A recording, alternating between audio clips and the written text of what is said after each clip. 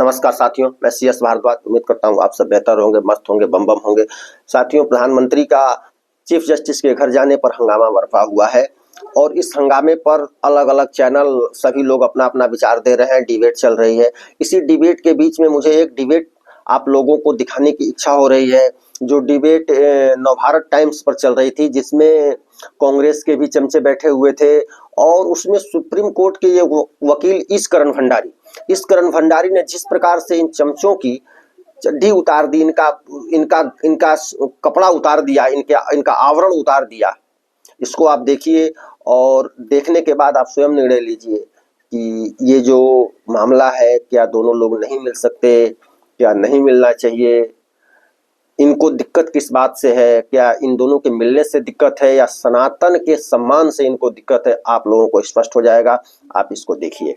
नाविका जी, एक गंभीर विषय है। आपका सवाल आपने मुझसे पूछा है। थोड़ा सा मुझे समय दीजिए, क्योंकि इसमें चंद बातें हैं जो बहुत जरूरी हैं, गवर्नमेंट को लेके भी, जुडिशरी को लेके, और भारत में जो एक इकोसिस्टम है जिसको हर समय लगता है डेमोक्रेसी खतरे में है या फिर सेकुलरिज्म खत्म हो गया है, क्योंकि प्रधानमंत्री ने गणेश पूजा के अंदर जाके आरती कर ली चीफ जस्टिस के घर पे, या उनको लगता है जुडिशरी की इंडिपेंडेंस खत्म होगी इससे। यही तीन तर्क हैं: डेमोक्रेसी खत्म, जुडिशरी की इंडिपेंडेंस खत्म और सेकुलरिज्म खत्म। तो पहले तो आपको एक बात जाननी चाहिए, सबको जाननी चाहिए और नॉलेज बढ़ानी चाहिए कि इफ्तार पार्टी में उस समय के सिटिंग चीफ जस्टिस उस समय के सिटिंग प्राइम मिनिस्टर के घर पे गए थे। तब डेमोक्रेसी खत्म नहीं हुई, तब जुडिशरी की इंडिपेंडेंस खत्म नहीं हुई, तब सेकुलरिज्म खत्म नहीं हुई। दूसरी बात, ये टॉपिक क्यों डिस्कस हो रहा है? क्योंकि एक नहीं, लॉयर्स हैं, प्रशांत भूषण और लॉयर्स, जो कह रहे हैं ये कंडक्ट अनबिकमिंग अ जज है, इस भाषा तक जा रहे हैं और कई तो इससे भी आगे जा रहे हैं। मैं रिपीट नहीं करना चाहता क्योंकि उचित नहीं है।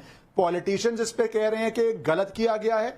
इसके ऊपर आपके मीडिया के कुछ कुलीग्स हैं जो कह रहे हैं गलत किया गया है। तो बेसिक बात क्या है कि 2009 में अगर इफ्तार पार्टी है तो वो सेकुलर है और चीफ जस्टिस जा सकते हैं, पर यहां पे कम्युनल हो जाता है। अब इसके अंदर दूसरी बात करते हैं, कहा जा रहा है कि फोटो क्यों खींची है, शायद वो अभी इस डिबेट पे डिस्कस नहीं किया, पर सोशल मीडिया में बहुत चल रहा है। तो एक तरफ आप समझते हैं कि फंडामेंटल राइट हो सकता है कि हम लाउड स्पीकर लगा लगा के अपने धर्म के अंदर आगे बढ़ेंगे, पर यहां पे अगर आप गणेश जी की पूजा कर रहे हैं, प्राइम मिनिस्टर कहीं पे भी जाते हैं, प्राइम मिनिस्टर अगर चीफ जस्टिस के घर जाते और फोटो नहीं होती तो बोलते पता नहीं क्या सीक्रेट मीटिंग हुई है, पता नहीं किस चीज के लिए गए हैं, पता नहीं क्या कर रहे हैं। और आप अगर फोटो खींचते हैं तो इनको उससे भी प्रॉब्लम होती है। तीसरी बात, अगर आप गणेश पूजा कर रहे हैं तो आपको जरूर फोटो खींचनी चाहिए, आपको उसको डालना चाहिए।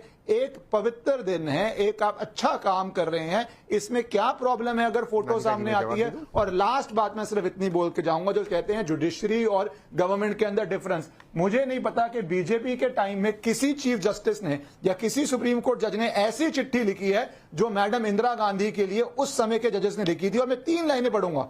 I am sure that with your iron will and firm determination, uncanny insight, dynamic vision, great capacity, vast experience, overwhelming love and affection for the people, ये इमरजेंसी के बाद इंदिरा गांधी के लिए उस समय के एक चीफ जज ने, जो बाद में चीफ जस्टिस बने, लिखी थी। तब सेपरेशन ऑफ पावर नहीं थी। जब जजेस को सुपरसीड कर दिया गया, जो जजेस इन लाइन नहीं थे चीफ जस्टिस बनने के लिए, 2 बारी कांग्रेस सरकार ने गया, तब सेपरेशन ऑफ पावर नहीं थी। बेसिक बात क्या है, नटशेल में लास्ट लाइन, बेसिक बात क्या है? आपको बेसिक आपत्ति ये है कि इफ्तार पार्टी अगर बनती है और जजेस और पॉलिटिशियन जाते हैं तो सही है, पर गणेश पूजा में अगर प्राइम मिनिस्टर और जजेस मिलते हैं तो आपको उससे प्रॉब्लम है। इस करण भंडारी ने जो इनके जो सवाल है, जो 2-3 सवाल ये विपक्ष के लोग उठा रहे हैं, कपिल सिब्बल, अभिषेक मनु सिंघवी और ये जो चमचे तमचे पड़े हुए हैं, इसको ठीक से समझाया। लेकिन ये तो बेशर्मों की फौज है, कांग्रेस जो है वो बेशर्मों की फौज है। और जो बेशर्म लोग जो भी राजनीति में है, वो सारे जाकर के एक गठबंधन के रूप में, इंडिया गठबंधन, फलाना गठबंधन, ढिमका गठबंधन, इस गठबंधन के नाम पर ये लोग सब उसमें जाके मिल जाते हैं।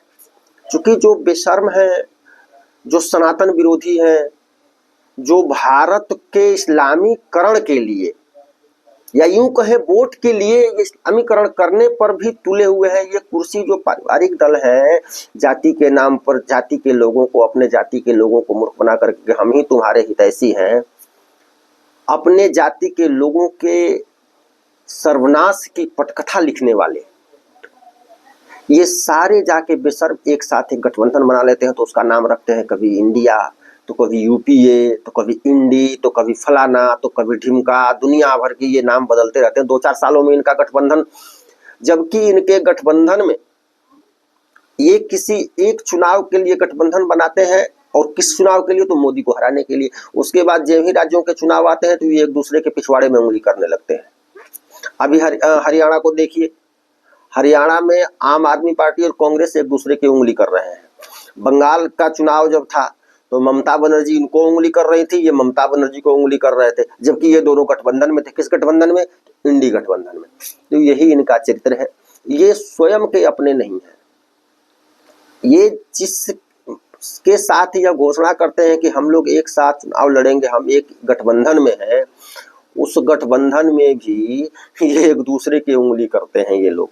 इनका गठबंधन वहां है जहां बीजेपी से लड़ना है, बाकी ये खुद में आपस में लड़ रहे हैं, झोटा झोटी कर रहे हैं, साला चूतिया कर रहे हैं, मतलब गाली गलौज कर रहे हैं, जो नहीं करना चाहिए वह कर रहे हैं। एक दूसरे पर छीटाकशी, आरोप प्रत्यारोप इनका लगातार लगता रहता है।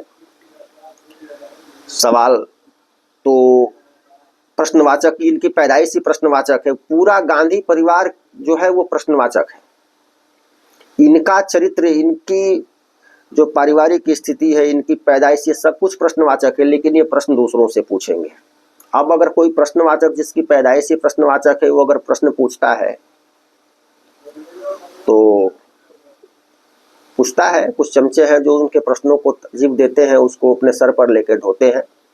खैर इनके जैसे लोगों के प्रश्न पूछने से देश की जनता भ्रमित होगी, मुझे ऐसा नहीं लगता है, क्योंकि देश की जनता इनके चरित्र को जान गई है।